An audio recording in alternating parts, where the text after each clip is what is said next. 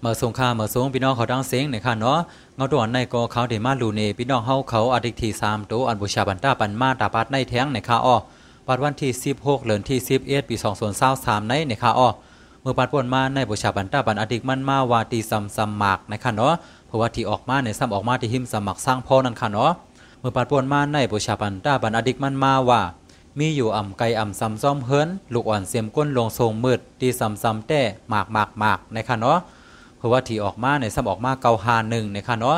951ในออกมาตีมงมือเสียวก็ไอเหลือในค่ะเนาะเตียนเปลี่ยนไอเหลือในหมางปั๊บก็ได้เปลี่ยนไอซาวน้าวในค่ะเนาะตีนอติกนั่นว่าตีซ้ำแต่หมากในค่ะเนาะมันมาออกตีหิมสมักสร้างพ่อในค่ะออกมือปัดป่นมาแน่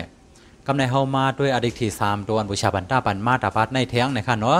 ปัดในบูชาบันตาปันอดิกมันมาว่าไก่ปั่นเลียนซ่อมมือไก่ยิบตื้อมือโลกว่าไก่ว่างนาตีแคมตีซ้ำแต่กาขันใหญ่หนาในค่ะอ้อตัวซ้ำ134ในค่ะอ้อเอาเฮ็ดตัวอ้อที่ตั้งแต่ภายขวาในสัมบัน3ตัวมันมา572312842ในค่ะอ้อในบอกว่าอย่าลืมปีนกว่าปีนม้าในค่ะเนาะสำหรับพี่น้องเขาซื้อซ่อมตัวเลยก็ที่ตั้งแต่ภายซ้ายนี่ก็ซ้ำเดบัน3ตัวยันมาแท้งในค่ะเนาะ523590604ในค่ะอ้อในก็บอกว่าอย่าลืมปีนกว่าปีนม้าในค่ะเนาะปานในก็บูชาปันได้ที่ปัน2ตัวมันมาซ้อมแทงค่ะเนาะ2ตัวมันในเดมีเหมือนเสื้อหนัง45เสียวก็95ค่ะเนาะ2ตัวในก็เดมีซ้อมค่ะเนาะ